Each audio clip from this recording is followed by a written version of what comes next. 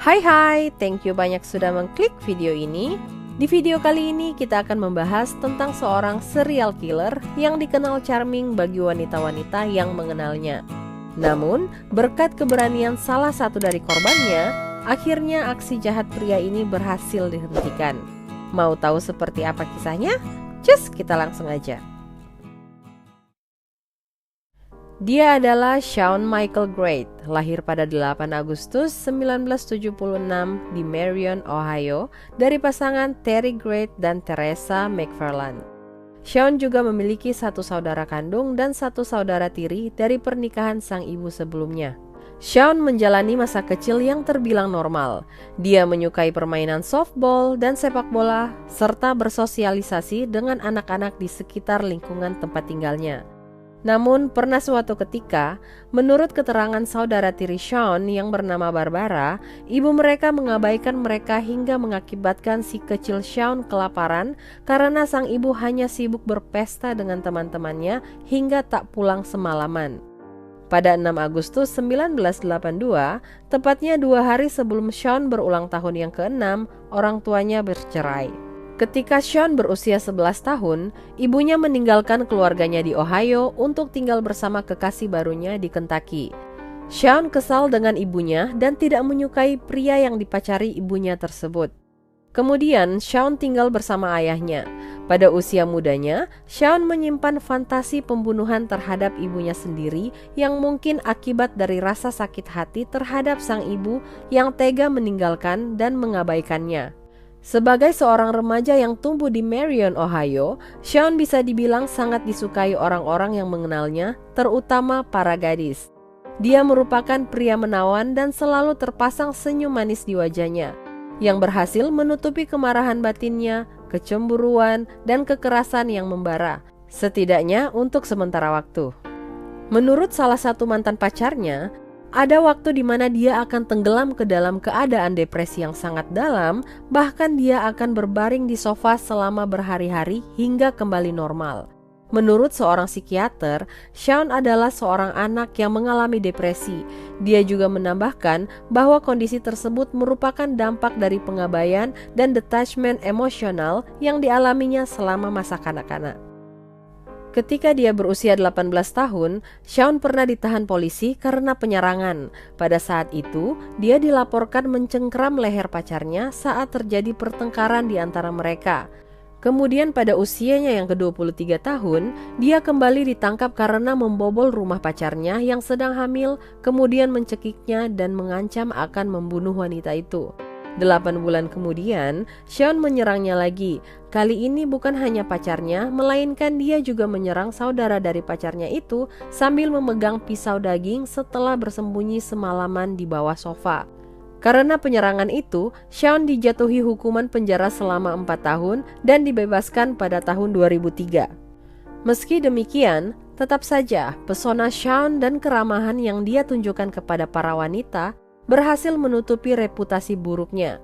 Setelah menjalani hubungan dengan beberapa wanita, diketahui Shawn memiliki 3 orang anak dari 3 wanita berbeda.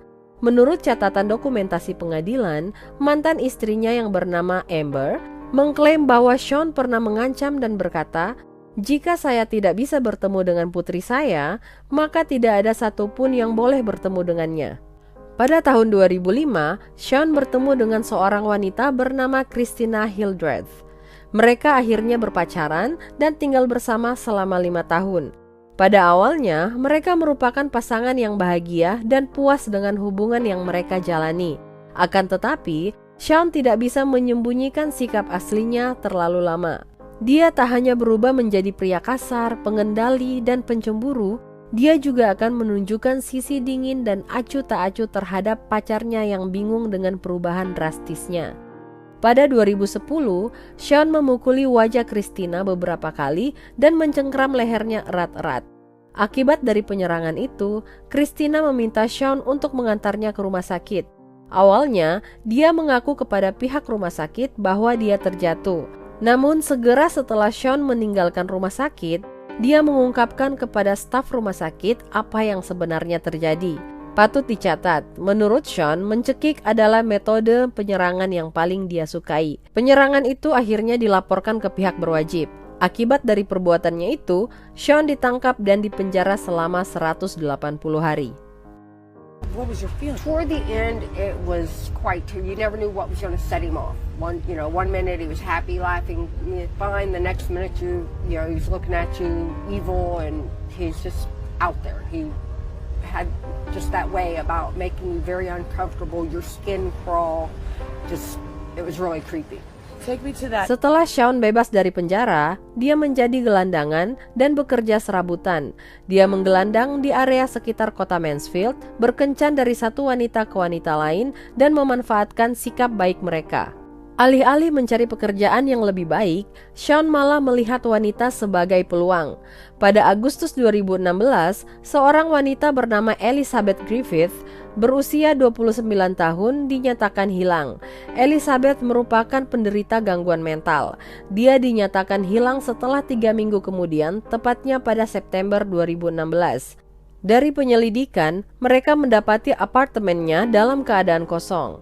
Elizabeth terakhir terlihat di Walmart pada 16 Agustus 2016.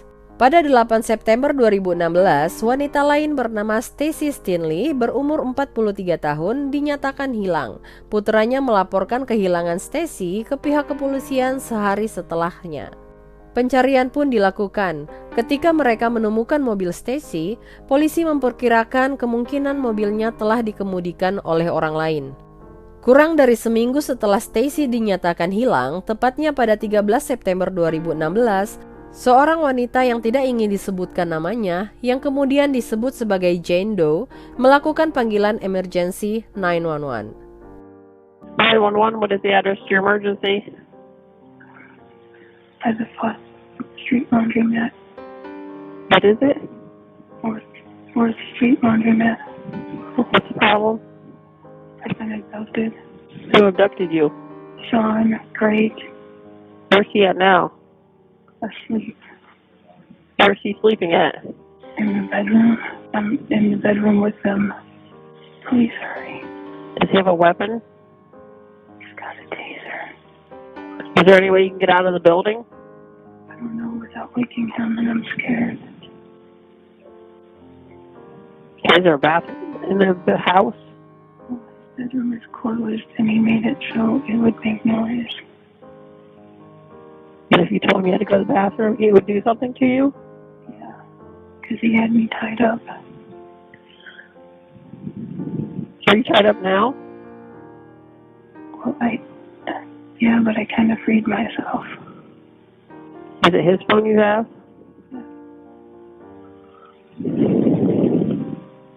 Are they on the way?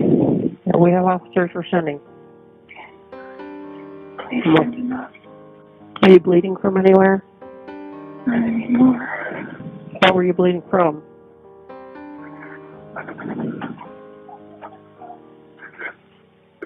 You don't have to talk if you don't need to, okay?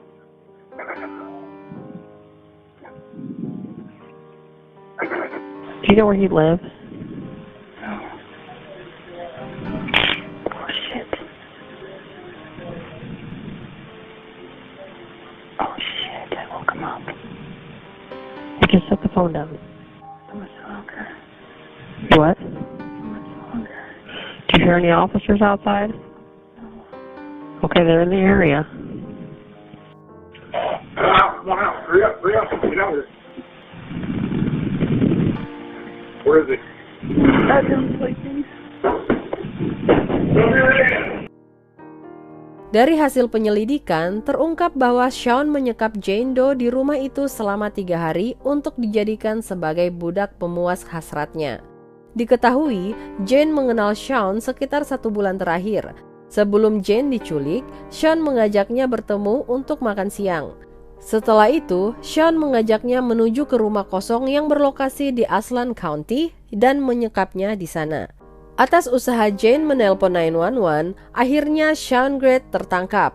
Dari sinilah semua tindak kejahatan Sean terbongkar. Di dalam rumah itu, dia tak hanya menyekap Jane. polisi juga menemukan tubuh Elizabeth Griffith dan Stacy Stinley dalam keadaan yang sudah tidak bernyawa. Kedua korban dinyatakan meninggal karena dicekik. Menurut agen BCI yang bernama Ed Staley, di kamar lantai 2 terdapat lemari yang dipasangkan lakban hitam. Tercium bau busuk yang sangat menyengat. Segera polisi melakukan penggeledahan. Di dalam lemari, dengan banyak tumpukan baju itu, mereka mendapati tubuh tak bernyawa Elizabeth dalam keadaan tangan dan kaki yang terikat, tanpa busana dan telah membusuk. Sedangkan tubuh Stacy ditemukan di lantai basement yang berbalut blanket di antara tumpukan sampah. Di rumah itu, Ed Staley juga menemukan bukti lainnya termasuk kunci mobil milik Stacy, stun gun, dan brass knuckles yang diduga digunakan Shawn saat menyerang korban. Pada hari di mana Shawn ditangkap, dia juga mengaku kepada polisi atas pembunuhan korban lainnya yang bernama Candice Cunningham. Candice sempat menjalani hubungan dan tinggal bersama Shawn di Mansfield sebelum dia menghilang pada 2015. Akhirnya, dia menuntun polisi ke lokasi di mana dia membuang tubuh Candice yang terletak di Richland County, tepatnya di belakang rumah yang terbakar. Saat di penjara, Shawn juga mengaku atas pembunuhan korban lainnya yang bernama Rebecca Lacey. Rebecca bekerja sebagai wanita malam. Tubuh tak bernyawanya ditemukan pada tahun 2015. Pada saat itu, polisi menyatakan bahwa Rebecca meninggal karena overdosis. Namun dari pengakuan Shawn, dia membunuh Rebecca dengan cara mencekiknya. Hal itu disebabkan karena dia mendapati Rebecca mencuri uangnya sebesar $4 saat mereka berada di bar. Bukan hanya itu, Shawn juga mengakui pembunuhan lainnya yang dilakukannya pada tahun 2007. Korbannya bernama Dana. Dia mengaku Dana adalah korban pembunuhan pertamanya. Dan benar saja, pada saat polisi melakukan identifikasi terhadap tubuh korban dengan melakukan tes DNA, diketahui korban bernama Dana Nicole Lowry. Dari pengakuan Shawn, dia menghilangkan nyawa Dana karena dia mengira Dana merupakan bagian dari penipuan majalah. Shawn Great sangat kooperatif dengan para polisi. Dia bahkan bersedia mendemonstrasikan bagaimana cara dia membunuh para korban.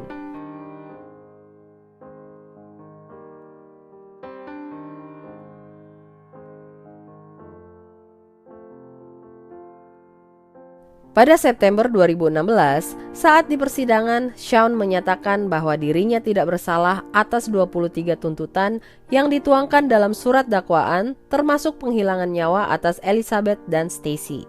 Meskipun begitu, dia akan memberitahu para polisi dan pers bahwa dia telah melakukannya. Mind-blowing banget kan pria satu ini? Kuasa hukumnya kemudian menyatakan Shawn tidak bersalah dengan alasan bahwa kliennya tersebut mengalami gangguan mental. Namun, jaksa tetap akan mempertimbangkan untuk menjatuhkan hukuman mati kepada Shawn. Well, today's a good day, mainly for all of you guys and myself. I hope we could just move on from all this. I don't know exactly, I can't say I'm normal. But I know right from wrong, and mainly just if I cause any hate, bitterness, and then all of any of it, you can work on that. I ask you maybe forgive me, find in your heart someday. I know not today, someday. Just move on from this life, and may justice be served today. That's most important. Elizabeth, Stacy, Lori, thank you for all your time. This mess, I'm sorry for all human beings that have to hear this. Okay? I'm sorry. Can't change nothing. Believe me, I would. Not for me, but for you guys. Pada Mei 2018, Shawn mengaku bersalah atas 15 tuntutan terhadapnya, tapi tidak dengan penghilangan nyawa atas Elizabeth dan Stacy, meski sudah jelas dia terbukti bersalah terhadap apa yang telah dia lakukan kepada para korban beserta tindak kriminal lainnya. Pada Juni 2018, setelah melakukan pertimbangan, hakim akhirnya menjatuhkan hukuman mati kepada Shawn. and sworn do hereby find that the aggravating circumstances that the defendant was found guilty of committing do outweigh the mitigating factors presented in this case by proof beyond a reasonable doubt. We therefore unanimously find that the sentence of death should be imposed upon Sean M. Gray. I'm just thankful that he got what he's coming to him, you know. Like, my mom does deserve justice, you know. Everything he's putting on there, it's all about him, Sean, Sean, Sean. It's not about Sean, it's about my mother, about this other lady, Elizabeth, and every other woman that's in on that situation. You know? Awalnya, eksekusi akan ditetapkan pada September 2018. Namun pada saat itu sempat diundur karena penundaan banding. Sean tidak hanya dijatuhi hukuman mati, dia juga dijatuhi hukuman tambahan pada Maret 2019 atas penghilangan nyawa terhadap Rebecca Lacey dan Candice Cunningham dengan hukuman penjara seumur hidup. Pada September 2019, Sean juga didakwa atas penghilangan nyawa terhadap Dana Lowry dan dijatuhi hukuman penjara seumur hidup plus 16 tahun penjara. Pada tahun 2020, kepastian eksekusi mati terhadap Sean akhirnya telah diputuskan. Hasil persidangan memutuskan eksekusi terhadap Sean akan dilaksanakan pada tahun 2025 nanti. Semoga dengan keputusan ini, pihak keluarga korban dapat bernafas dengan lega karena keadilan telah ditegakkan. And shout out to Jane Doe, karena keberaniannya untuk menghubungi 911, akhirnya kejahatan Sean Gray dapat dihentikan. Dengan tertangkapnya Sean, setidaknya dapat melindungi wanita-wanita di luar sana yang mungkin saja bisa menjadi korban Sean selanjutnya.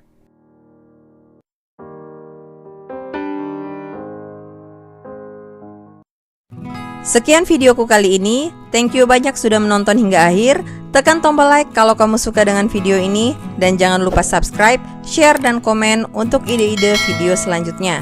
Stay healthy, stay amazing, and see you in my next video.